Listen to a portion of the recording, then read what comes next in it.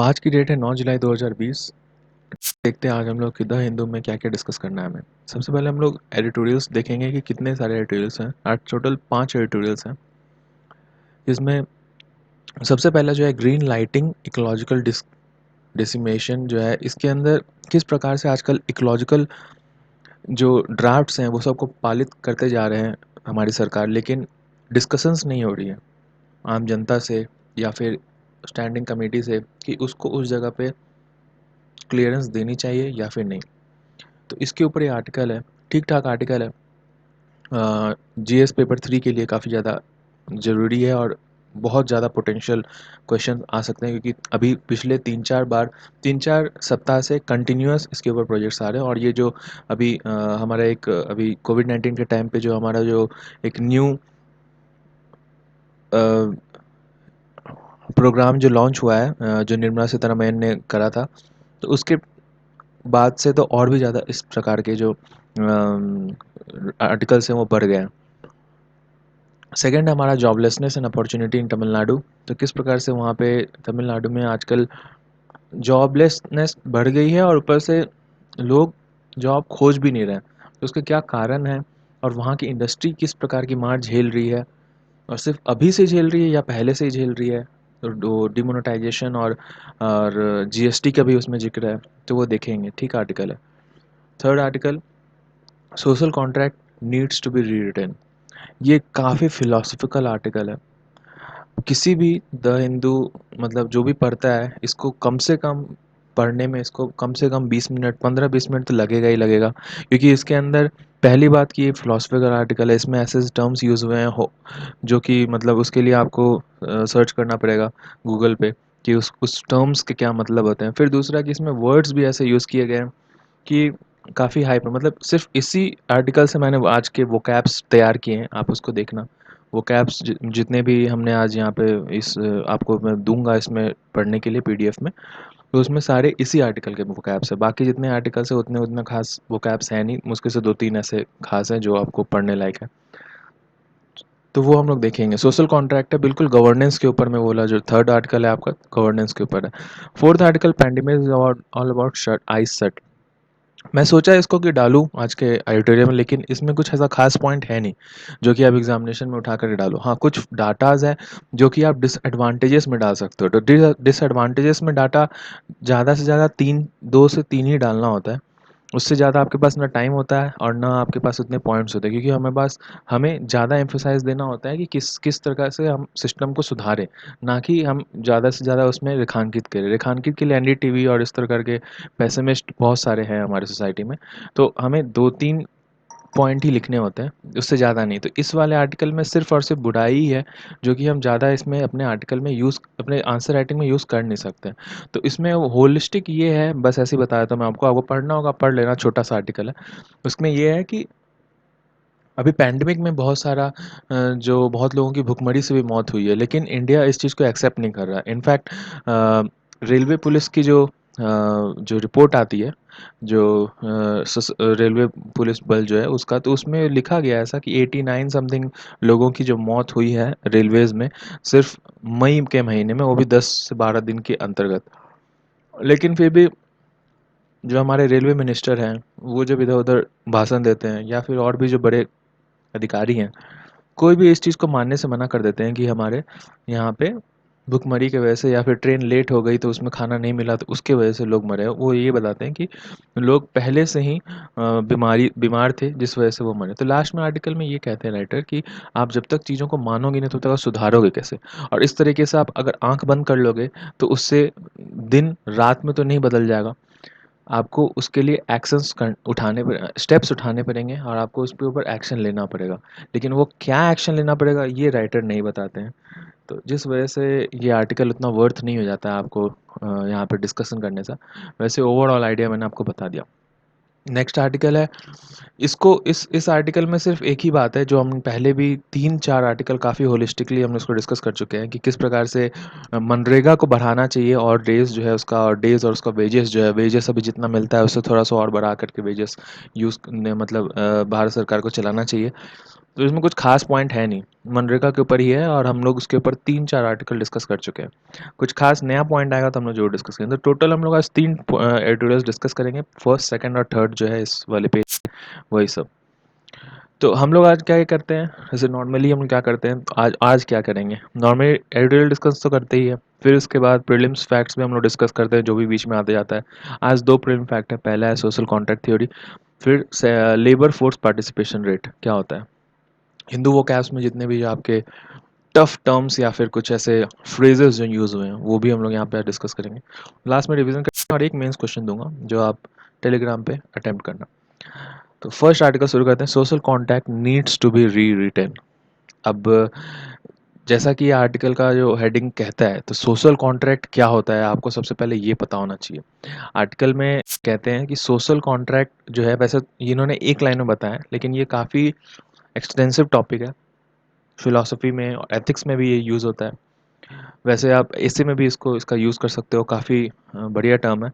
तो जैसा कि एक रिलेशन होता है कोई भी किसी भी तरह का, जैसे आप मान लीजिए मोनार्की हो, डिक्टेटरशिप हो या फिर डेमोक्रेटिक सोसाइटी हो, किसी भी तरह प्रकार का सोसाइटी हो, तो एक सोशल कॉन्टैक्ट थ्योरी होता है जिसमें कि जो वहाँ के जो लोग हैं वो कुछ ऐसे अपने चुनिंदा लोगों को चुनते हैं जो या तो वो चुन करके ऊपर भेजते हैं या फिर उनकी जो पीढ़ियां हैं वो उनको राज कर रही है, जैसे मोनार्की में होता है, किंग्स जो होते हैं वो लोग। तो उन पीपल को जो है कुछ राइट्स मिलते हैं जो कि वो गवर्नमेंट जो है वो उनको राइट्स देती है, प्रोवाइड करवाती है। और पीपल जो है वो चाहे तो वो गवर्नमेंट को, जो भी उनको जो हेड कर रही है उनको वो हटा सकती है। जैसे फॉर एग्जांपल डेमोक्रेसी में तो आपको पता ही कैसे हटा सकती है, वोट करके। और इनफैक्ट आजकल कम्युनलिज्म में भी लोग हटा देते हैं, जैसे कि सोवियत यूनियन का जो जो गिरा था सरकार, फिर उसका रशिया जो बना, तो क्या हुआ था, विद्रोह हो गया था।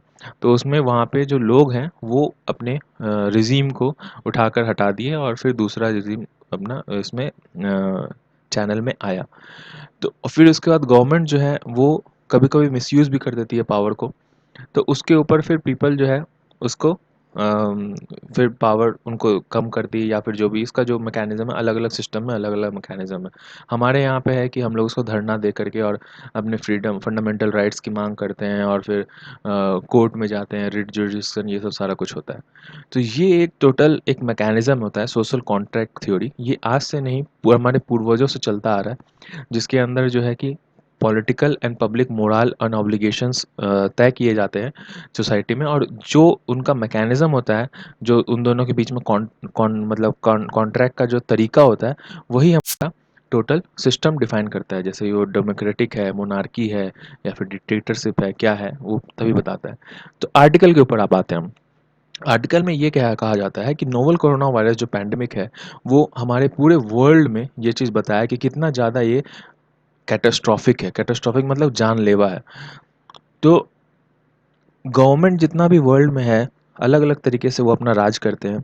लेकिन वो इस चीज़ को कोई सा भी तरीका, जैसे चाहे चाइना हो, चाहे रशिया हो, चाहे ब्राज़ील हो, चाहे यूएसए हो, चाहे इंडिया हो, कोई भी इस चीज़ को हैंडल करने में सक्षम नहीं साबित हुआ है। तो इस वाले आर्टिकल में मैं, राइटर ऐसा कहते हैं कि मैं किसी की बुराई नहीं करना चाह रहा, मैं बस खाली क्लूज़ ढूँढ रहा हूँ और क्लॉज़ ढूँढ रहा हूँ जिसके जो क्या-क्या कारण रहे इस चीज़ की वजह से, जिसमें जो वर्ल्ड वाइड ये जो कैटास्ट्रॉफ़िक हुआ है, जिसमें सबसे ज़्यादा जो क्षति पहुँची है वो पूरे दुनिया के सबसे पुअरेस्ट लोगों को सबसे ज़्यादा क्षति पहुँची है। कुछ छोटे कंट्रीज़ जो हैं जो इसके ऊपर विक्ट्री पा गए हैं, लेकिन वो भी सिर्फ़ इस वजह से विक्ट्री पाए हैं क्योंकि उन्होंने अपने बाउंड्रीज़ को सील कर दिया और खबरें या फिर लोग उनको अपने बाउंड्रीज़ के बाहर नहीं जाने दिया है। तो जिस वजह से जो क्लेम्स हैं उनके वो काफ़ी ज़्यादा खोखले दिख रहे हैं, और ये बिल्कुल नहीं दिखाता है कि वो जो है कि इस चीज़ से जीत पा पाए हैं अब चीज़ इसके ऊपर। तो क्या ये फेलियर है किसी एक इंडिविजुअल गवर्नमेंट का, किसी एक सिस्टम का या फिर एक कंट्री का, या ये पूरी तरीके से जो आजकल जो डायनामिक वर्ल्ड बेस्ड सिस्टम जो चलता है, जो गवर्नमेंट स्ट्रक्चर जो हमारा अक्रॉस द वर्ल्ड चल रहा है, चाहे मोनार्की हो, डेमोक्रेटिक हो, कुछ भी हो, अक्रॉस द वर्ल्ड चल रहा है, उसका एक फेलियर है। तो क्या सोशल कॉन्ट्रैक्ट जो हम लोग सोशल ग्रुपिंग जो हमारे एंसेस्टर्स बनाकर गए थे, उस चीज़ को हमको फिर से नए तरीके से लिखने की ज़रूरत है, उसको नए तरीके से उसको डिफ़ाइन करने की ज़रूरत है। क्योंकि मोनार्की एम्पायर जो पहले हुआ करता था, राजा और प्रजा, उसमें ऐसा होता था कि जो प्रजा थी वो अपने राजा को भगवान मानती थी। अब मतलब ऐसे भी कहा जाता है कि king is the father of their जो भी पॉपुलेशन, प्रजा जो भी है उसका। तो जो किंग जो होते थे वो अपनी प्रजा को अपने संतान की तरह देखते थे। उनका कभी बहुत लोग जैसे आपकी पंजाब में सिख जो होते थे वो अपने राजा को गुरु मानते थे, उनकी पूजा भी किया करते थे। हिंदू में भी बहुत सारे ऐसे राजा हुए हैं। तो उस टाइम पे ऐसा ये जो सोशल कॉन्ट्रैक्ट और ग्रुपिंग जो था वो काफ़ी ज़्यादा लेजिटिमेट हुआ करता था, क्योंकि अगर कुछ भी ऐसा होता है तो वो राजा जिम्मेवार होता था उस चीज़ के लिए, और जनता के पास उतनी राइट भी नहीं होती थी, तो सारा कुछ जो पूरा राइट है वो राजा के पास ही होता था, और राजा पूरी होल एंड सोल जो है उसमें जिम्मेवार होता था। लेकिन अब डेमोक्रेटिक सिस्टम आ गया है, सारे गवर्नमेंट्स खुद से इलेक्ट होकर के आते हैं। ग्रोथ जो फंडामेंटल फ्रीडम राइट्स का ग्रोथ हुआ है, बहुत सारे देश, दूसरे दूसरे देश भी, south Africa, UK, USA, India, सब अपने जनता को फंडामेंटल राइट्स दिए हैं, फ्रीडम्स दिए हैं, जिसमें अंदर वो गवर्नमेंट के ऊपर सवाल जवाब कर सकते हैं। तो इसमें जब क्वेश्चन अनक्वेश्चन ओबीडियंस ये सब जब आ जाता है, तो इसमें गवर्नमेंट होली नहीं रह जाती है। तो गवर्नमेंट की जितने सिस्टम है वो उसको आप मतलब क्वेश्चन कर सकते हो। तो मॉडर्न सोसाइटी में जो अब जितने भी जो सिस्टम्स होते हैं उसके अंदर जितने भी सोशल कॉन्टेक्ट थ्योरी जो निकल कर आती है उसको डिफाइन करते हैं दो विद्वान है, होब्स एंड रोसो। तो ये दोनों का क्या कहना है? होब्स का कहना है कि एक जो आदमी होता है किसी भी सोसाइटी में, वो नेचर से अकेला होता है और काफ़ी ज़्यादा बेबाक होता है, क्योंकि वो जन्म से ही, जब से वो पैदा होता है तब से वो फ्री होता है, आज़ाद होता है। तो कुछ भी करने के लिए वो तैयार होता है, मतलब उसको मतलब इजाज़त होती है बाय नेचर। लेकिन सोशल कॉन्ट्रैक्ट जब हम किसी के अंदर डालते हैं, तो उस सोसाइटी में कलेक्टिवली क्या उसके प्रति किसी भी जैसे सोशल कॉन्ट्रैक्ट में जो कोई अगर राजा जो चुना गया या फिर जो रिप्रेजेंटेटिव चुना गया, तो पूरा सोसाइटी उसको कलेक्टिवली कैसे देखता है, उसके ऊपर ज़्यादा बातें उसके ऊपर हमें समझने की ज़रूरत है कि उसको सोसाइटी किस नेचर से देखता है, क्या उसको समझता है, ये ज़्यादा इम्पोर्टेंट है। सेकंड ये कि अब उसके बाद सेकंड की वो जो भी चीज़ बोलता है तो उसके ऊपर किस प्रकार से जो पावर है उसका, उसको जनता के ऊपर वो अपना एक्सरसाइज कर सकता है, इन्फोर्स कर सकता है। जैसे मान लीजिए जनता सरकार ने जीएसटी लगा दिया हमारे ऊपर, तो वो हम हैं जो उसको पालन करेंगे। अगर हम उसको बोल दें कि नहीं हम नहीं पालन करेंगे बिल्कुल ही, तो हम तो सरकार को अपना पावर हमारे ऊपर तो नहीं लगाने दे रहे हैं। तो हमसे ही सरकार है, और सरकार अगर कुछ बोले और हम उसको अगर मानते जा रहे हैं तभी सरकार आगे चलती है, नहीं तो फिर नहीं चलती है। तो ऑल इन ऑल उनका क्या कहना था कि सोशल कॉन्ट्रैक्ट सिर्फ यही नहीं है कि जनता या फिर प्रजा, उसमें सोशल कॉन्ट्रैक्ट ये भी है कि दोनों एक दूसरे से किस प्रकार से एग्री होके आगे कॉमन लॉस के ऊपर और कॉमन जस्टिफिकेशन के ऊपर, लॉस के ऊपर जो है वो आगे सिस्टम को चलाते हैं। गवर्नमेंट मॉडर्न डे गवर्नमेंट में इसको थोड़ा सा और आगे भी लेके जाती है, क्योंकि मॉडर्न डे गवर्नमेंट जो है अपनी गवर्नेंस को, अपने जितने भी फंडामेंटल उनके जो लॉज हैं उन सबको काफ़ी अच्छा, मतलब और भी ज़्यादा वैल्यू दे करके चलाती है, और उनको मतलब बताती है कि मैं हमारा सोवेरियन पावर है, कोई और दूसरा हमारे लॉज़ में या फिर और सिस्टम में या फिर हमारे कंट्री के बाउंड्रीज़ में अपना नहीं चला सकता है। इनफैक्ट उनके पीपल भी जो हैं उनको उस चीज़ में शामिल करते हैं कि आपका कंसेंट हम ले रहे हैं, जिस वजह से बाहर दुनिया के जैसे जो लोग हैं वो हमारे ऊपर नहीं कुछ पावर चला सकते हैं। तो मतलब ऐसा हो जाता है कि उनके कंट्री के अंदर में उनकी जो गवर्नमेंट है वो माइट इज़ राइट वाला सीन हो जाता है, और कंसोलिडेट हो जाता है पूरा पावर एक सेंट्रल सिस्टम के ऊपर। मान लीजिए जैसे दिल्ली है हमारा, तो दिल्ली में जो हमारा मेन गवर्नमेंट ऑफ इंडिया है वो हमारा मेन कंसोलिडेटिंग पावर हो जाता है, सेंट्रल पावर हो जाता है। और जैसे कहने को हमारा क्वाजी फेडरल सिस्टम है हमारा इंडिया में, लेकिन फिर भी आप देखिए कि ज़्यादातर पावर हमारे सेंटर के पास ही है, और अगर इमरजेंसी आ जाता है तो यूनिटरी ही हो जाता है हमारा गवर्नमेंट।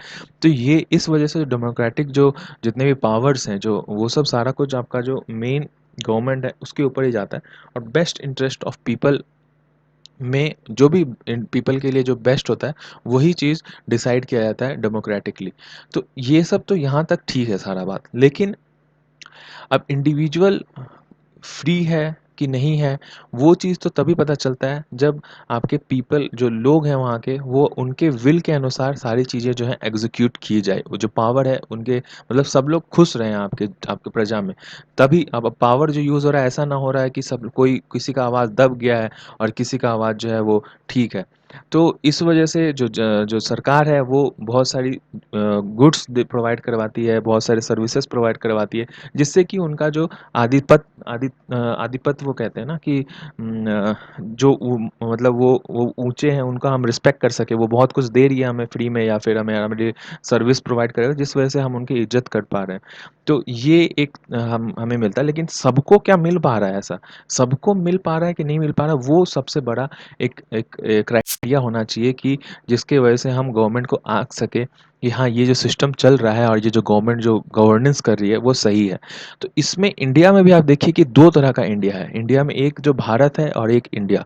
भारत मतलब जो गाँव में रहती है जनता, जो गरीब जनता है, जिनका वॉइस नहीं है, जो बेयरली अपनी आवाज़ जो है मतलब उठा पाती है। हमने कुछ दिन पहले भी एक आर्टिकल डिस्कस किया था जिसके अंदर ये कहा गया था कि माइग्रेंट्स जो होते हैं हमारे इंडिया में वो तो वोट ही नहीं दे पाते हैं, तो अपनी जो बातें हैं वो अपनी जनप्रतिनिधि को बता ही नहीं पाते हैं। तो फिर वो अपनी तो उनकी जो प्रॉब्लम्स हैं वो ठीक कहाँ से होंगी? उनको ठीक करने के लिए कुछ तो किसी को बताना ज़रूरत है ना। तो उनका सोचिए कि उनकी जो राइट्स हैं और हमारे जो दूसरे जो एक एक राइट है, जो दूसरा जो एक तबका है, जो एलीट क्लास है या फिर जो मिडिल क्लास है, जो थोड़ा ठीक ठाक अर्निंग कर लेती है, उनकी उनके राइट्स में, उनके आवाज़ में और जो गरीब जनता है उनके आवाज़ में कितना डिफरेंस है। इंडिया में पैंडेमिक में ऐसा देखा गया कि जो थोड़ा ठीक ठाक एक जनता जो तो थी, जो जो इंडिया जो थी, तो इंडिया जो थी वो बालकनी में खड़ा होके थाली बजा रही थी, क्लैप्स और मोमबत्ती जला रही थी। लेकिन जो दूसरा भारत जो था हमारा, वो रेलवे टर्मिनल्स पे लाइन लग करके, कितने लोग पैदल चल करके, मर के और भूखे रह करके बस खाली अपने घर पहुँचने का उनको इंतज़ार था। तो ये कितना बड़ा डिफरेंस है दोनों इंडिया इंडिया और भारत के बीच में।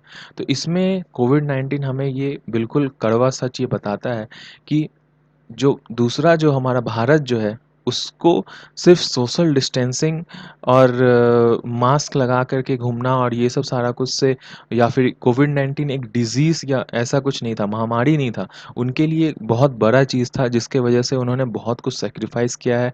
और सोशल डिस्टेंसिंग तो प्रिविलेज्ड लोगों को ही मिल पाया है। उनके लिए तो ट्रेन में उतने सारे लोगों को एक साथ, जैसे कि एक और आर्टिकल हमने देखा है पिछला, जो मैंने ऐसे ही बताया आपको कि किस प्रकार से गवर्नमेंट ये भी मानने को मना कर रही है कि ट्रेन में जो है लोगों की मौतें हुई हैं।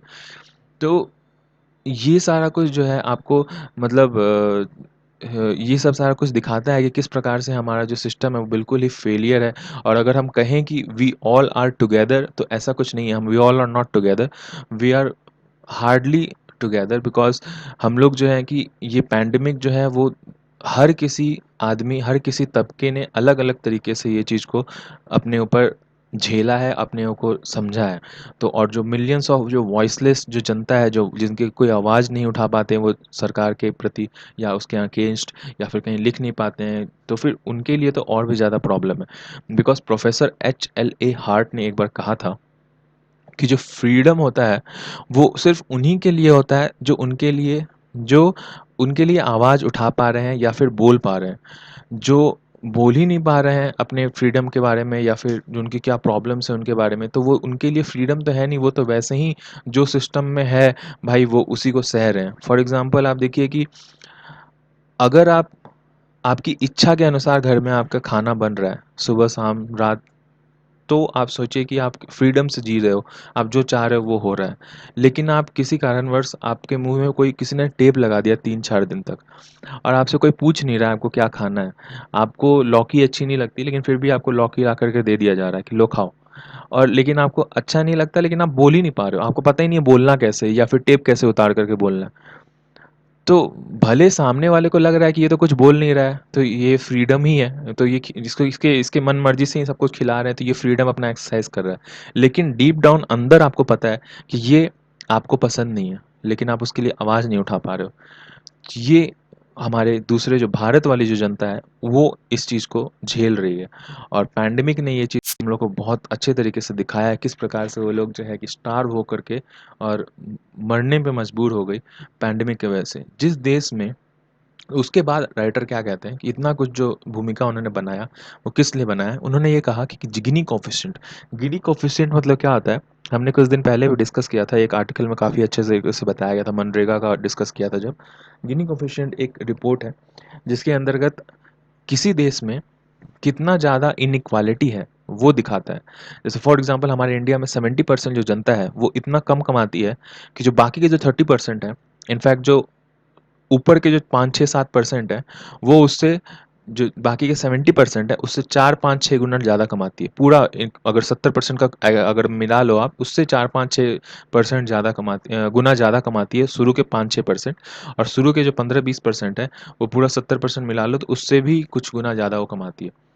तो कितना ज़्यादा इनइक्वालिटी है, कितना ज़्यादा मतलब लेवल्स हैं हमारे गवर्नमेंट में, आप सोचिए। तो इसी को जो है नापते हैं वो लोग पॉइंट्स में, मतलब 0.167 ऐसे करके नापते हैं। तो इंडिया का हमारा 0.4 है। तो इस ऐसे समाज में जहाँ पे इतना ज़्यादा इनइक्वालिटीज़ है, इतना सारा स्ट्रेटाज है सोसाइटी के अंदर, वहाँ पे आप सिर्फ अगर वन सिस्टम फिट अगर आप सोचोगे सोसाइटी में तो वो नहीं होता है। सेंट्रल में गवर्नमेंट है आपका, तो आप एक सिस्टम निकाल करके लेकर के आ गए, आप बोले कि चलो ठीक है हम राशन में आपको फ्री देंगे, लेकिन बहुत सारे लोगों के पास राशन कार्ड नहीं था, तो वो उनके लिए आप और फिर उसके बाद आपने एक बार कह दिया कि ठीक है चलो हम आपको चावल देंगे, आटा देंगे और दाल देंगे। लेकिन बहुत सारे लोगों को और भी बहुत सारी ज़रूरत है, जो जो माइग्रेंट्स हैं, जो डेली कमा खाने वाले, उसके घर में कोई अगर बुजुर्ग लोग हैं उनको डेली दवा चाहिए, उनके लिए उनको पैसे नहीं मिल पा रहे हैं, या फिर उनके घर में कोई बच्चा है 2 साल का 1 साल का गोद में बच्चा है, उनको दूध चाहिए। दूध आपको आप वो अगर डेली नहीं कमाएगा तो वो खरीद नहीं पाएगा, लेकिन सरकार दूध तो प्रोवाइड कर नहीं रही है, तो क्या छोटा बच्चा जिसका दांत नहीं है वो क्या चावल खाएगा? नहीं। तो ये वन सिस्टम फिट ऑल में सब कोई फिट नहीं होता है। दूसरी बात, बहुत लोगों के पास राशन कार्ड था ही नहीं, तो वो कहाँ से ले? तो फिर दिल्ली गवर्नमेंट ने सबसे पहले निकाला कि फूड कूपन्स प्रोवाइड करना उन्होंने चालू किया। फिर बाद में जो है सेंट्रल सरकार ने भी ये चीज़ कहा कि ठीक है आप आधार कार्ड से अपना जो है राशन लेना शुरू कर दो। तो ये अनइक्वल जो रिलीफ हमने देखा वो दिखाता है कि आपका सोसाइटी किस तरीके से अनइक्वल है, और यहाँ पे हम लोग को डिसेंट्रलाइज रिस्पॉन्स लेना बहुत ज़्यादा ज़रूरी है। और सोशल कॉन्ट्रैक्ट को फिर से हमें लिखना ज़रूरी है कि पहले जो सोशल कॉन्ट्रैक्ट था तो हम लोग अपना एक रिप्रेजेंटेटिव्स चुनते थे, और उसके अंतर्गत हम लोग अपना जो भी है पावर्स वो अपना एक्सरसाइज करता था, हम लोग उसके अनुसार जो हम लोग उसमें रिस्पॉन्ड करते थे। लेकिन अब जो है ये सिस्टम जो सिनेरियो आया है, इसके अंदर हमें ये चीज़ पता चला है कि अगर एक माइटी एग्रेसर है तो वो बहुत सारे माइक्रोस्कोपिक पैथोजेंस को नहीं देख पाएगा कि वो कहाँ कहाँ पेनिट्रेट कर रहा है हमारे सोसाइटी के अंदर में। तो जिस वजह से जो बड़ा जो सुप्रीम जो जो भी चीज़ आपका जो वहाँ पे गवर्नमेंट है उसको बहुत सारे नीचे जो वॉइसलेस जनता है उनके प्रति सेंसिटिव होना पड़ेगा, और उनके प्रति सेंसिटिव होने के लिए उनकी आवाज़ वहाँ तक पहुँचानी पड़ेगी। जिस वजह से जो है कि नीचे जो लोग हैं उनको थोड़ा पावर देना पड़ेगा। आपका जो जो सोशल कॉन्ट्रैक्ट का जो तरीका है उसको डिसेंट्रलाइज करना पड़ेगा नीचे वाले लोग को, तभी आप सुन पाओगे। क्योंकि एक बड़ा मछली, जैसे थॉमस होब्स और आगे कहते हैं कि माइटी स्टेट जो है वो एक बहुत बड़ा मछली है। लेविटैन मतलब बड़ा मछली, कोई बड़ा बहुत बड़ा अथॉरिटेरियन चीज़। तो एक बहुत बड़ा अथॉरिटेरियन चीज़ है, और जो कि बहुत बड़े मेजॉरिटी को रूल करता है। दूसरा, वो खुद अगर चाहे जो चाहे कि हाँ, जैसे कॉन्स्टिट्यूशन में खुद से कॉन्स्टिट्यूशन मेकर ने लिखा है, उस समय वो हमारे ऊपर थे, तो हमने ही उनको चुन करके वहाँ भेजा था, तो उनके ही मन मर्जी से जो उनको मन में आया वो सब फंडामेंटल राइट्स दिया हमें।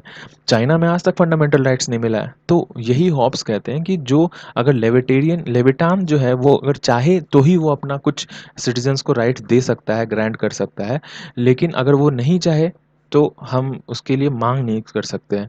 तो ऐसा बहुत सारा मतलब डिक्टेट्स, मतलब बहुत सारे गवर्नमेंट्स में ऐसा देखा भी है कि वो लोग वहाँ पे फ्रीडम राइट्स, फंडामेंटल राइट्स उनको मिलता नहीं है।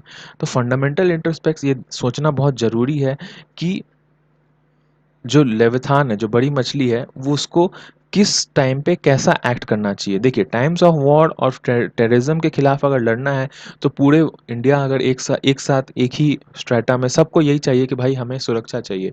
कोई गरीब जनता भी है, रिक्शा खींचने वाला भी है, तो वो भी ये नहीं कहेगा कि हाँ टेररिस्ट को आप समर्थन करो, या फिर जो भी उसका किसी का राय अलग नहीं होता है, सबका राय सेम ही होता है।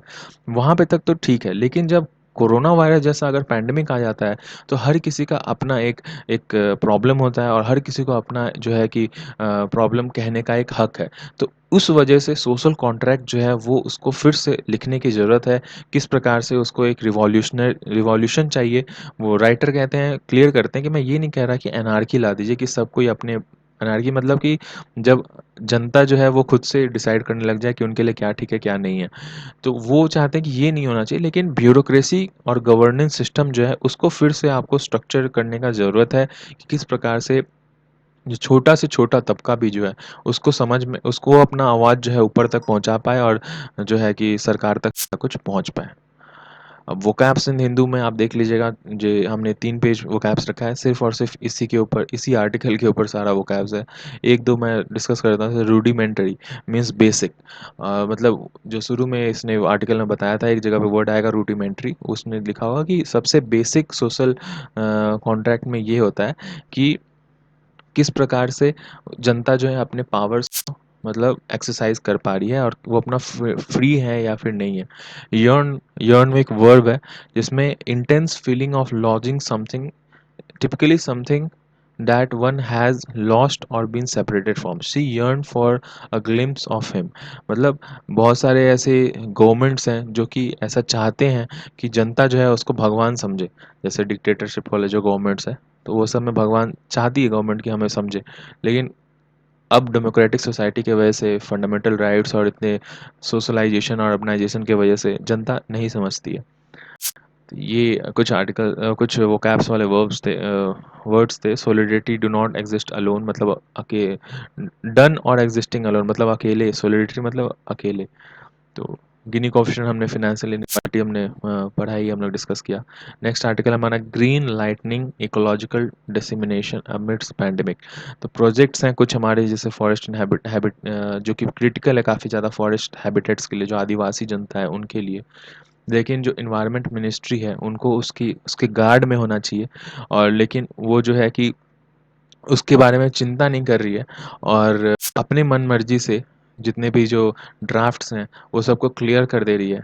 तो उस वजह से राइटर ने ये आर्टिकल लिखा है। तो आर्टिकल शुरू करते हैं ऐसे, राइटर इंट्रो में ये कहते हैं कि हमें जिंदा रहने के लिए सिर्फ और सिर्फ फूड, हेल्थ केयर और हाउसिंग की ज़रूरत नहीं है।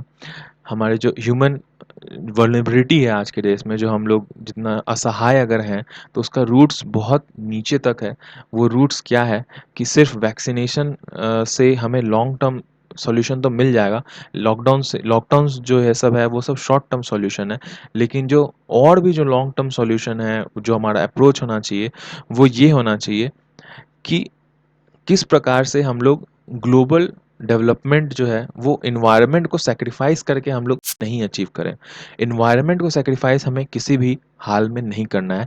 यूनिफॉर्मिटी चाहिए हमें, मास एलिमिनेशन ऑफ बायोडाइवर्सिटी जो हमारे यहाँ पे हो रहा है। जैसे कि यूनिफॉर्मिटी हैबिट्स में इस प्रकार से है, क्योंकि आप देखिए कि वर्ल्ड में बहुत सारी जनता जो है वो एक ही प्रकार का खाना खाती है।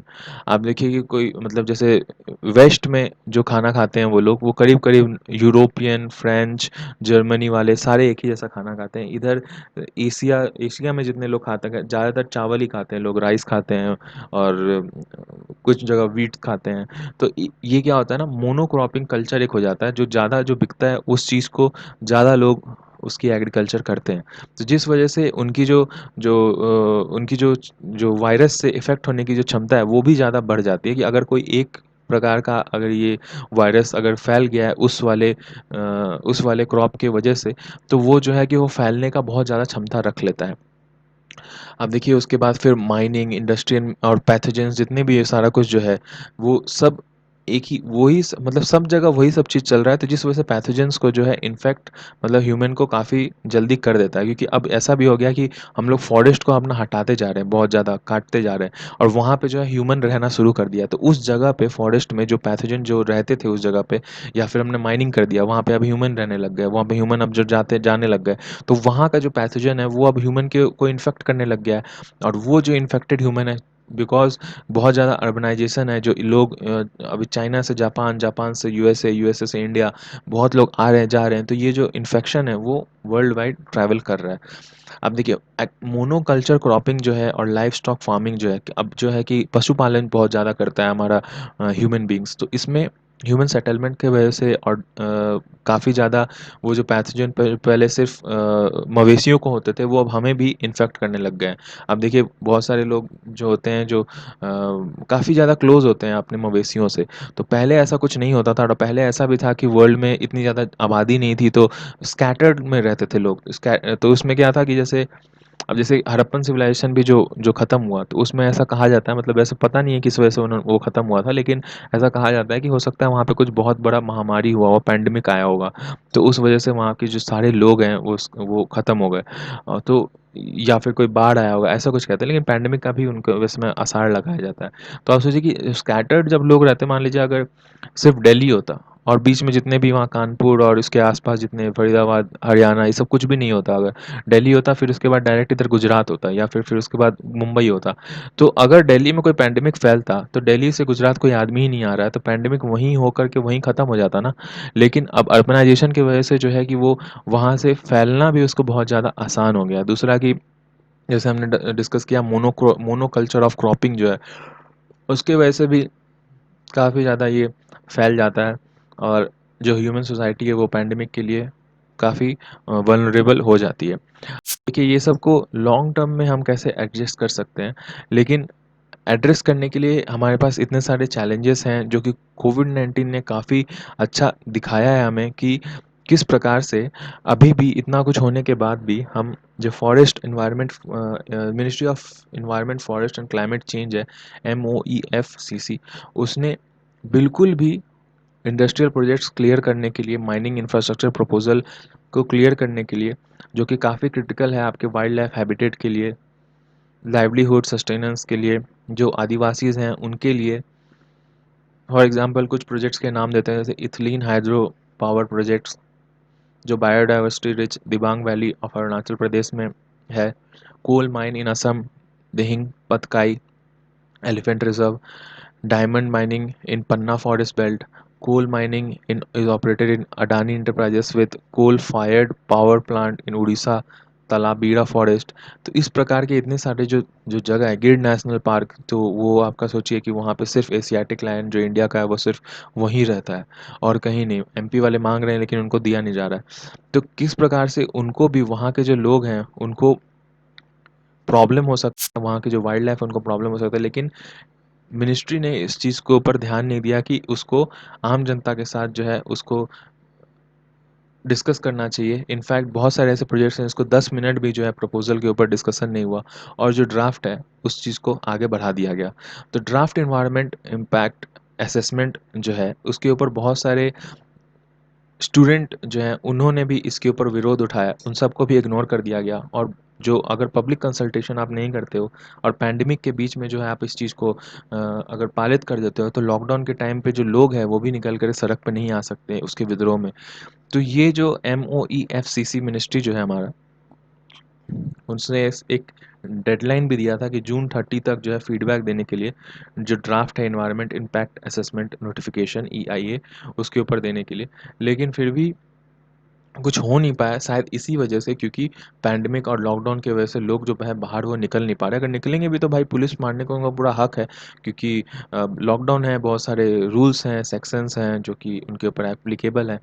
तो दिल्ली हाई कोर्ट में भी ये सब गया था, अगस्त 11 तक का उसका जो है सब सीन चला था, लेकिन फिर भी उतना कुछ खास उसमें प्रोसीडिंग्स निकल नहीं पा रही। आप देखिए कि ड्राफ्ट में अंडर माइनिंग जो draft and under environment protection वाला जो ड्राफ्ट है आपका, तो उसके ऊपर ये चीज़ है कि फ़िलहाल अगर कोई प्रोजेक्ट स्टार्ट भी हो जाता है तो उसको अप्रूवल मिल जाना चाहिए और फिर अगर वायलेशन हो रहा होगा तो फर्दर उसके ऊपर कोई भी अगर हम लोग हियरिंग लगा करके उसको रोका जा सकता है। लेकिन ऐसा होता नहीं है एक्चुअली में। ऐसा होता है कि जैसे सोशल एक्सपर्ट्स हैं वो कहते हैं कि एक बार जब प्रोजेक्ट स्टार्ट हो जाता है तो उसको रोकना बहुत मुश्किल हो जाता है। कभी ऐसा बहुत कम देखा गया है कि प्रोजेक्ट स्टार्ट हो गया और उसको जो है गवर्नमेंट अपना उसको कोई सा आदेश दे करके और उसको बोले कि चलो नहीं, ये नोटिफिकेशन है आपका, ये गलत है प्रोजेक्ट, आपको इसको हटाना होगा या फिर बंद करना होगा या फिर आपको ये बिल्डिंग ढा देना होगा। ऐसा कुछ पब्लिक डोमेन में होता नहीं है। और ये ड्राफ्ट जब एक बार अभी लागू हो जाएगा, पास हो जाएगा, तो ये सब सारा कुछ अब बहुत ज़्यादा नॉर्मल हो जाएगा हमारे पे। तो वर्चुअली ये क्या कहते हैं, इम्प्रूव करना होगा मॉनिटरिंग के लिए, कंप्लायंस जो जो हमारा जो भी हमारा ड्राफ्ट क्लियरिंग स्ट्रक्चर है उस चीज़ को और भी ज़्यादा इम्प्रूव करना पड़ेगा और सेफगार्ड प्रोवाइड कराना पड़ेगा हमारे जितने भी कंडीशंस हैं उन सबको। नहीं तो फिर यही होगा जैसे विशाखापत्तनम में अभी हुआ था, कल वाले हमने आर्टिकल में पढ़ा भी था कि 20 लोग जो हैं इंक्लूडिंग फॉरेनर्स, जो सीईओ थे आपके एलपीजी पॉलीमर्स के, उसको हम लोग उसको जो अरेस्ट किया गया और जो सीएम है उन्होंने उनके अंतर्गत उनके अंडर में ही ये सारा कुछ जो है कि वो इन्वेस्टिगेशन चला था क्योंकि उन्होंने इन्वायरमेंट लॉस को केयरलेसली इम्प्लीमेंट किया था। तो ये सब बाद में ये सब होना ही क्यों, मतलब बाद में हम लोग क्यों ये सब स्टेप उठा रहे हैं? हम लोग को प्रोएक्टिव होने की ज़रूरत है। हम लोग को पहले ये सब स्टेप उठाने की ज़रूरत है। हमको सेफगार्ड करना है इन्वायरमेंट को, हमें फ्रंट लाइन कम्युनिटी बनना है।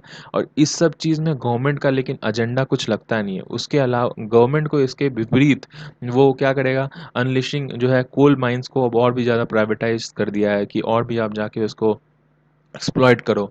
और इस प्रकार जो इकोनॉमिक ग्रोथ अगर आप ले करके आ भी जाओगे अपने सिस्टम के अंदर, तो वो इन्वायरमेंट डिग्रेड कर करके आप कोई खास इकोनॉमिक ग्रोथ करके अपने जो सस्टेनेबल डेवलपमेंट गोल्स जो है वो हम लोग उसको मतलब अचीव नहीं कर सकते।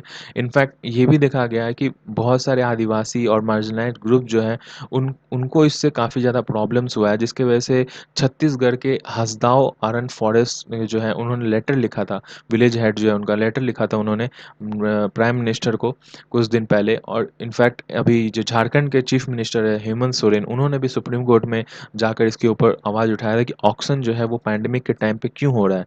तो पॉलिटिकल लीडर्स जो हैं वो फ्लैग ये सब जो इन्वायरमेंट इक्विटी क्वेश्चंस है वो जनता की जो जो कंसर्न्स है उसको सही ढंग से वो लोग एड्रेस क्यों नहीं कर रहे हैं।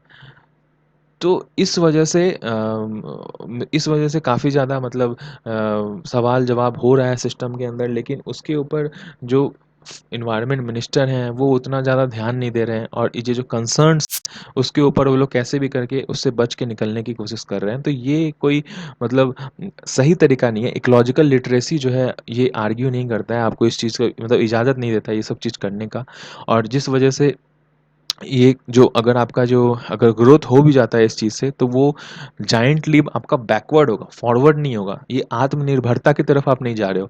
इससे आपका भारत आत्मनिर्भर नहीं होगा, बल्कि बहुत सारे आप लाइव्स को और हैबिटेट्स को आप इससे खतरे में डाल रहे हो और हमारा जो इन्वायरमेंट है उसको भी ज़्यादा और वल्नरेबल बना रहे हो, आप आपत्तिजनक सिचुएशन में लेके जा रहे हो। और इससे आगे चल करके और भी बहुत ज़्यादा इन्फेक्शंस डिसीजेस होने के चांसेस हैं। और इसके वजह से आपको सोशो इकोनॉमिक शॉक्स जो अभी जैसे पैंडेमिक की वजह से लगा है आपका, बहुत सारे लोग भी जो लोग भी जो हैं उनका डेथ हो गया, बहुत सारे आपका जो इकोनॉमी जो है वो बिल्कुल जीरो जीडीपी माइनस में चला गया। तो ये सब कुछ होते रहने की आसार है। नेक्स्ट आर्टिकल हमारा joblessness and opportunity in Tamil Nadu है। तो इसमें long term decline in labour participation rate can be attributed to host of factors. ये है कि ये अभी से नहीं, 2016 से ही बहुत सारे ऐसे टर्म्स हैं जैसे कि जीएसटी हुआ, डिमोनेटाइजेशन हुआ, तो उसमें बहुत सारे जो हिकअप्स हैं, शॉक्स हैं, वो सब लगते हैं। आप देखिए पहले 2015 के टाइम पे ऐसा हुआ था कि आप अगर डीडी न्यूज़ पे एक आता था टॉपर स्टॉक, जो डीडी न्यूज़ पे आया था उसमें आईएएस गौरव अग्रवाल का इंटरव्यू आया था। उसमें आप अगर आप उनको देखोगे तो उस टाइम पे बाबा रामदेव का जो योग अभ्यास वो करते थे, तो उस टाइम पे वो कुछ कुछ बोलते रहते थे। तो उन्होंने कहा था बाबा रामदेव ने कि बड़े बड़े नोट जितने भी हैं वो आप बंद कर दो, बंद कर दो। तो उस समय ये काफ़ी ज़्यादा न्यूज़ में था। तो जो टॉपर स्टॉक हुआ था तो उसके अंदर गौरव अग्रवाल से पूछा गया था, जो उसमें जो उनके इंटरव्यूअर थे मनोज तबरीवाल, अग्रवाल ऐसे, आकाश ऐसा कुछ नाम है उनका। तो उन्होंने ऐसा पूछा था कि क्या ऐसा करना चाहिए, डिमोनेटाइजेशन लाना चाहिए बंद, या फिर जो बड़े नोट्स हैं उनको हटाना चाहिए? तो उन्होंने उस टाइम पे कहा था, उस समय शुरू भी नहीं, 2015-16 की बात है, उस टाइम पे उन्होंने कहा था कि नहीं, ये ऐसा कुछ नहीं लाना चाहिए, नहीं तो आपके इकोनॉमी को बहुत बड़ा शॉक लगता है और उस चीज़ से उभरने में आपको हो सकता है कि सालों लग जाएँ। तो इकोनॉमिक्स ये चीज़ को पहले भी समझते थे और इस वजह से ऐसा हम लोग देखे हैं कि बहुत दिन तक उसे सँभलने में लगा। उसके बाद जीएसटी आया, जीएसटी के बाद ये सब में अभी फिर ये पैंडेमिक आ गया, जो कि हमारे बस में नहीं था, ये अचानक से आ गया। तो इसमें लेबर फोर्स पार्टिसिपेशन के ऊपर, ये आर्टिकल के ऊपर सारा कुछ बात हुआ है। तो लेबर फोर्स पार्टिसिपेशन होता क्या है एक्चुअली? लेबर फोर्स पार्टिसिपेशन वो होता है कि आपकी जो जनता होती है, जैसे इंडिया में 16 टू 64 ईयर्स का जो है जनता, उसको ऐसा देखा जाता है कि ये कमाऊ पॉपुलेशन है आपका, जिस वजह से जो है आपकी जितने भी जो आपकी लेबर हैं आपके देश में, वो गुड्स एंड सर्विसेज जो प्रोवाइड करवा सकते हैं, जो वर्किंग जो एज है आपका पॉपुलेशन का, वो आता है लेबर मार्केट के अंदर। और वो इसके अंदर मतलब हम लोग उसके ऊपर जो इम्पैक्ट्स हैं वो सब हम लोग पढ़ने वाले हैं इस आर्टिकल में। तो कोविड-19 पैंडेमिक जो है वो दिखाया है हमें कि किस प्रकार से जो पॉलिटिकल डिबेट है अनएम्प्लॉयमेंट के ऊपर से और भी ज़्यादा बढ़ गई है हमारे देश के अंदर। और ये जो स्टैग्नेशन आया है हमारे देश में एग्रीकल्चर में, मैन्युफैक्चरिंग सेक्टर में, और जो पैंडेमिक की वजह से जो और भी ज़्यादा प्रॉब्लम जो है वो गमगीन हो गई है, तो वो इस सब चीज़ की वजह से आप देखिए कि क्या इफ़ेक्ट्स आया है हमारे अनएम्प्लॉयमेंट के ऊपर, तो वो क्या बहुत बड़ा इसका हाथ है? या फिर आप देखिए कि जो डिसरप्शन है वो इससे भी बड़ा एक कैनवास है, जिसके अंदर ये डिसरप्शन सिर्फ़ यही 3-4 चीज़, जैसे कि एग्रीकल्चर में लॉस और मैन्युफैक्चरिंग सेक्टर और पैंडेमिक की वजह से नहीं, पीछे से भी लिंक्ड है। जैसे कि फॉर एग्ज़ाम्पल पहले डिमोनेटाइज़ेशन हुआ था, फिर जीएसटी आया था, तो उससे भी लिंक्ड है क्या ऐसा? तो डाटा से हम लोग एनालाइज़ करके ऐसा देखते हैं। तो central CMIE, centre of monitoring Indian economy, उनका ये कहना था, उनका ये डाटा बताता है कि प्री कोविड-19 पीरियड में ऐसा देखा गया कि तमिलनाडु में अनएम्प्लॉयमेंट रेट जो है वो काफ़ी ज़्यादा बढ़ गया, अनएम्प्लॉयड पर्सन्स का, जिनको काम करने का इच्छा था, या फिर जो मतलब ऐसा होता है ना, अनएम्प्लॉयमेंट 2-3 फैक्टर होते हैं, अगर आपने पढ़ा होगा इकोनॉमिक्स में। एक होता है वॉलंटरी अनएम्प्लॉयड, तो जैसे जो लोग अभी एम्प्लॉयमेंट का वो सक्षम है लेकिन कुछ चीज़ का तैयारी कर रहे हैं, या फिर वो अभी फ़िलहाल वो नहीं कर रहे हैं, वो कुछ अपना वो बिज़नेस के लिए वो अपने आप को तैयार कर रहे हैं, तो वो वॉलंटरीली अनएम्प्लॉयड होता है। तो वो उनको इस चीज़ में नहीं जोड़ा जाता है, वो आपके पॉपुलेशन लेबर मार्केट वाले एज गैप में तो है, लेकिन वो वॉलंटरी अनएम्प्लॉयड है, तो उनको नहीं जोड़ा जा रहा है। उन लोगों को जोड़ा जा रहा है जो कि अनएम्प्लॉयड हैं और उनको काम करने का मन भी है, लेकिन वो नहीं कर पा रहे हैं अभी लेबर फोर्स में अपना योगदान। वो अभी एक्टिवली जॉब का सर्च कर रहे हैं। तो इसमें देखा गया कि इंक्रीज़्ड हुआ, काफ़ी ज़्यादा लोग अब चाह रहे थे ऐसा जॉब, अपना सर्च कर रहे थे मई से अप्रैल 2020 के बीच में। लेकिन जैसे ही मई खत्म हुआ, लॉकडाउन धीरे-धीरे खत्म होना शुरू हुआ, मई 20 के बाद ये सब, तो उस टाइम के बाद ये चीज़ बहुत नंबर जो है वो कम हो गया। अब उसके बाद लोग जो है उतना ज़्यादा जॉब नहीं सर्च कर रहे थे। लेकिन लेबर पार्टिसिपेशन रेट जो है वो कंटिन्यू डिक्लाइन पे है। मतलब ऐसा नहीं हुआ कि लोग अगर नहीं जॉब सर्च कर रहे हैं तो उनको जॉब मिल गया। जॉब उनको नहीं मिला, लेकिन वो फिर भी जॉब सर्च नहीं कर रहे थे। क्यों? तो उसके ऊपर 3-4 कारण वो बताते हैं। पहला कि जो स्लो रेट है आपका, लॉकडाउन रिस्ट्रिक्शन जैसे-जैसे हटाया गया, तो हो सकता है उनको ट्रांसपोर्टेशन या कम्युनिकेशन मीन्स उतना ढंग से प्रोवाइड नहीं हुआ होगा, जिस वजह से जो है कि वो शहर नहीं जा पा रहे होंगे। या फिर अगर उनको कहीं से अगर उनको कोई कुछ ऑफ़र भी मिल रहा है, तो वो अगर तमिलनाडु में है, तो वो दिल्ली से उनको ऑफ़र मिल रहा है, तो वो वहाँ वो जा ही नहीं पाएँगे, क्योंकि ट्रेन ही नहीं चल रहा था, ना ही फ्लाइट चल रहा था। फिर उसके बाद फ़ियर ऑफ डिज़ीज़ भी था, उनको लोगों को लग रहा होगा कि भाई मैं जाऊँगा वहाँ काम करने, तो कहीं मुझे फिर से डिज़ीज़ ना हो जाए, मैं अकेले रहूँगा वहाँ पे, तो किस प्रकार से मैं सर्वाइव कर पाऊँगा। तो जॉब जो है बहुत ज़्यादा लोग नहीं माँगने लग गए। फिर उसके बाद ये जो डाटा है आपका सीएमआई, वो कास्ट और रिलीजन के बेस पे तो नहीं दिखाता है, लेकिन वो जेंडर के ऊपर दिखाता है कि अर्बन एरियाज़ में जो मेल्स थे, वो और जो हायर एजुकेटेड जो मेल्स थे, उनमें जो एलपीआर जो डिक्लाइन है वो ज़्यादा आया। मतलब वो कम जॉब सर्च कर रहे थे। उनको ऐसा लग रहा होगा, हो सकता है कि मैं तो मतलब एक्सपीरियंस है मेरे पास, सब कुछ है, तो हो सकता है मैं अभी जैसे थोड़ा लॉकडाउन ठीक हो जाए, पैंडेमिक ख़त्म हो जाए, तो मैं अगर ये जॉब ख़त्म भी हो गया तो फिर भी मैं जॉब तो पा ही लूँगा। जिस वजह से हो सकता है वो जॉब नहीं खोज रहे होंगे। तो अगर यही राइटर कहते हैं, अगर हम एजुकेशन क्राइटेरिया को अगर हम स्किल से प्रॉक्सी ले, मतलब स्किल के जगह पे एजुकेशन क्राइटेरिया को समझे, तो ऐसा देखा गया कि जो सेमी स्किल्ड वर्कफोर्स है उसको ज़्यादा सहना पड़ा स्किल्ड और अनस्किल्ड वर्कफोर्स से। मतलब जो स्किल्ड है बहुत ज़्यादा वो कंटिन्यू कर रहे हैं जॉब में, जो अनस्किल्ड है बहुत ज़्यादा वो छोड़ चुके हैं और उनको मनरेगा और ये सब सारा कुछ है, उनको कोई मतलब इतना टेंशन नहीं है, उनको लगा कि बाद में फिर जाके लेबर मजदूरी तो भाई हम कर ही लेंगे, या फिर कोई अगर टेलरिंग का काम करता है तो वो तो कर ही लेगा, कपड़ा तो लोग पहनेंगे ही। लेकिन जो सेमी स्किल्ड जो हैं लोग, जो कि कैसे भी करके सर्वाइव करते हैं अपना किसी भी सिस्टम में, जो अम, थोड़ा बहुत उनका आर्ट है, सारा कुछ है, उनको हटा दिया गया, तो उन लोगों को सबसे ज़्यादा प्रॉब्लम हुआ है। और वो ये जो डाटा है आपका CMIE वो ये कहता है कि 2016 से तमिलनाडु में ये LPR का डिक्लाइन आपका शुरू हुआ है। और ये जो कैलकुलेशन आपका एम्प्लॉयमेंट इंडिकेटर का जो है वो एज 15 साल के बाद से लेकर के दो कैटेगरी में है, एक जो एम्प्लॉयड है और दूसरा अनएम्प्लॉयड, जो कि और या फिर जो कि जॉब खोज रहे हैं इस एज ग्रुप में 15 से लेकर 64 साल के बीच में। और उनको ये ऐसा उन वाले एज ग्रुप में ऐसा देखा गया है कि स्टेडी डिक्लाइन है आपका LPR में, लोग जो है वो काम करना नहीं चाह रहे हैं। तो डिमोनेटाइजेशन बहुत बड़ा सिग्निफिकेंट रोल था, लेकिन उसमें रूरल या अर्बन LPR उतना ज़्यादा इम्पैक्ट नहीं हुआ था, क्योंकि लोग काम कर रहे थे, पैसे नहीं मिल रहे थे उनको, बस ऐसा था। लेकिन GST जब आया तो ऐसा देखा गया कि अर्बन LPR बहुत ज़्यादा इफेक्ट हुआ, बहुत सारे लोगों को हटा दिया गया, क्योंकि जो है कि अब उन अगर जो है टैक्स का जो है काफ़ी ज़्यादा सर्विलेंस बढ़ गया था। बहुत लोग जो है अपना वो मतलब कुछ भी कारण जो होगा, कारण इसमें लिखा नहीं है, तो उसमें ऐसा देखा कि अर्बन लोग एरिया में जो है कि लेबर रेशियो जो था वो कम हो गया, लेकिन रूरल में उतना ही था, क्योंकि रूरल में तो उतना ज़्यादा फर्क भी नहीं पड़ा था GST की वजह से।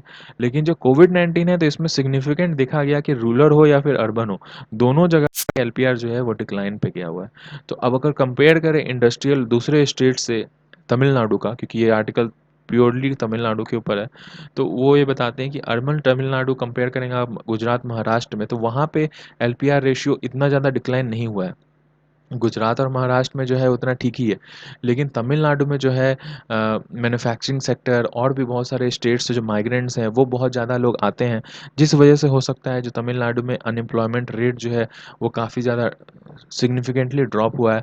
लेकिन गुजरात और महाराष्ट्र में जो है वो अनएम्प्लॉयमेंट रेट आपका बढ़ ही रहा है, और अभी भी वो आगे भी बढ़ रहा है, क्योंकि वहाँ से बहुत लोग जो है माइग्रेंट हो गए, मतलब इधर उधर चले गए हैं, अभी तक वो वापस आए नहीं है, या फिर जो अब जो आए नहीं है तो वहाँ बहुत सारा काम जो है वो सब भी अभी ठप पड़ा हुआ है। और महाराष्ट्र में तो वर्ल्ड बहुत ज़्यादा मतलब अभी केसेस है, जिस वजह से वहाँ पे जो है कि लोग मतलब उतना ज़्यादा लॉकडाउन खुला ही नहीं है ढंग से, तो उस वजह से हो सकता है वहाँ पे ज़्यादा अनएम्प्लॉयमेंट होगा। और उसके बाद भी सॉफ्टवेयर और न्यू इकोनॉमी हब्स जो हैं तेलंगाना और कर्नाटका में, उसमें भी देखा जा रहा है कि शार्प डिक्लाइन इन LPR है, तो वहाँ पे जॉब जो है उनको वर्क फ्रॉम होम और ये सब सारा कुछ हो ही रहा है, तो उसमें वहाँ पे उतना ज़्यादा इम्पैक्ट नहीं देखा जा रहा है। लेकिन कर्नाटका में देखिए कि आप इसके ऊपर जो है कि इंक्रीज़ आ रहा है, अनएम्प्लॉयमेंट जो है रेशियो बढ़ रहा है, और LPR भी जो है वो भी ज़्यादा उसका भी रेशियो धीरे धीरे बढ़ रहा है। तो रूरल लेबर मार्केट जो है वो काफ़ी ज़्यादा अभी पिकअप लिया है, प्रोबेबिलिटी इसलिए क्योंकि हो सकता है वहाँ पे हार्वेस्ट रिलेटेड एक्टिविटीज़ अभी बढ़ रहा है, अभी जैसे का काम चल रहा है, तो जिस वजह से वहाँ पे डिक्लाइन है लेबर पार्टिसिपेशन में, बोथ अप्रैल और मई में। और मनरेगा का भी काम काफ़ी ज़्यादा चल रहा है, तो जिस वजह से हो सकता है कि वहाँ पे उतना ज़्यादा फ़र्क नहीं पड़ रहा होगा। लेकिन तमिलनाडु में इतना सारा प्रॉब्लम है कि आप देखिए कि तमिलनाडु की इंडस्ट्रीज़ भी बहुत ज़्यादा सफ़र करती हैं, अभी से नहीं बहुत दिन पहले से। जितने भी फायर इंडस्ट्रीज़ है, fire wire cracker Sivakasi industries है, उसके ऊपर केस भी चल रहा था, अभी वो सुप्रीम कोर्ट चाहती तो उसको बंद कर देती, लेकिन सुप्रीम कोर्ट ने बोला कि नहीं ठीक है, चलने दीजिए उसको, कोई दिक्कत नहीं है। और उसके ऊपर बहुत सारे प्रॉब्लम्स है, ऐसे 3 प्रॉब्लम इन्होंने बताया कि सबसे पहला कि उसके अंदर आपको एनवायरमेंटल जो लोग हैं, जो एनवायरमेंट वाले जो लोग हैं उसको बंद कराने में पड़े रहते हैं। दूसरा कि पॉल्यूटिंग इंडस्ट्रीज़ को बॉयकॉट करने के ऊपर जो कैंपेन जो चलता रहता है, उसको वो लोग उसको बंद कराने के ऊपर चलते हैं। फिर तीसरा कि चूँकि वो इंडियन है और उसके ऊपर बहुत सारे जो आपके जो केमिकल्स हैं जो कि थोड़ा-सा मतलब बम बनाने टाइप से हैं, तो वो बेरियम नाइट्रेट जो है वो सब जो है वो सब भी मिलने में थोड़ा-सा प्रॉब्लम होता है एनवायरनमेंट रेगुलेटरी एक्ट के अंदर। और फिर लास्ट में ये भी कि चाइना से जो है चीप में नकली फायर क्रैकर्स जो हैं वो आ जाते हैं, जिस वजह से इनका जो है शिवकाशी वाले जो फायर क्रैकर्स हैं वो उतना बिकता नहीं है। और सेम ऐसे ही कुछ कुछ जो रेगुलेटरी एक्ट है और आपका चाइना जो है उसमें कंपटीशन प्रोवाइड करता है, ऐसे ही और भी बहुत सारे इंडस्ट्रीज़ हैं तिरुपुर में, ईरोड में, करोड़ बेल्ट में और रानीपेट वेलोर बेल्ट में, जो कि सिमिलर चैलेंजेस को झेलते हैं। तो आंसर क्या हो सकता है हमारे इन्वायरमेंटल चैलेंज का, कि कंप्लीट शटडाउन एमएसएमई का तो हमें करना नहीं चाहिए, ये काउंटर प्रोडक्टिव है। अब गवर्नमेंट क्या कर सकती है? गवर्नमेंट को ये करना है कि अनअवॉइडेबल जो ट्रेड ऑफ है और इंटरलिंकेज जो है आप हमारे इन्वायरमेंटलिस्ट में और फिर बाकी के जो इंडस्ट्रियलिस्ट हैं उनके अंदर, उन चीज़ को हटाना होगा और चीज़ें क्लियर करनी होगी। एक सिस्टम बनाना होगा कि ये सारा चीज़ को हमें कैसे भी करके बर्दाश्त करना है। अगर थोड़ा बहुत इन्वायरमेंट इफेक्ट होता है तो होए, लेकिन ज़्यादा इम्पैक्ट ना पड़े एनवायरनमेंट के ऊपर और हमारा जो इकोनॉमिकल जो सस्टेनेबिलिटी है वो भी इस चीज़ से हैम्पर ना हो। दूसरा, फॉर एग्जांपल ये बताते हैं कि जैसे क्लोज़र ऑफ टैनरीज़ है डिडिंगले, तो वो इस चीज़ मतलब ये चीज़ को देखना पड़ेगा। हो सकता है वो क्लोज़र टैनरीज़ को वो क्लोज़ किए कि वो नदी जो है उसमें प्रभावित हो रही है, तो ऐसा गंगा किनारे भी बहुत सारे टैनरीज़ है, तो उनको बंद नहीं कराना आपको किसी और दूसरे तरीके से, कि उनका जो जो वेस्ट जो प्रोडक्ट निकलता है, आपका जो पानी वानी जिसकी वजह से गंदा हो रहा है आपका रिवर ऐसा कुछ, उसको एडजस्ट करने का, उसको रिफ़ाइन करने का कुछ अलग तरीका खोज करके उसको नदी किनारे से थोड़ा दूर उनको अगर प्रोवाइड कर देती जगह, तो वो ज़्यादा कुछ इफ़ेक्टिव होता। और इस वजह से वो ये कहते हैं कि लॉस्ट ऑफ लोकल इकोनॉमी और एम्प्लॉयबिलिटी जो है वो एनवायरनमेंट के कॉस्ट पे लेने से अच्छा है कि आप उसके लिए कुछ सिस्टम और प्रोविजंस निकालिए। और दूसरा कि अभी फ़िलहाल जो गवर्नमेंट मतलब हम लोग देख रहे हैं जैसा कि चाइनीज़ गो बैक चाइनीज़ और ये सब सारा कुछ चल रहा है, बॉयकॉट वाला सिनेरियो, तो ये हमारे लोकल मैन्युफैक्चरिंग सेक्टर्स के लिए, इंडस्ट्रीज़ के लिए काफ़ी एक अच्छा मौका है और इस चीज़ को उनको बिल्कुल जल्दी से जल्दी उनको इस चीज़ का फ़ायदा उठाना चाहिए और ये हमारे इकोनॉमिकल सिस्टम को भी करेंटली काफ़ी ज़्यादा इम्प्रूव करने में हेल्प करेगा। तो आज के लिए इतना ही फ्रेंड्स, थैंक यू।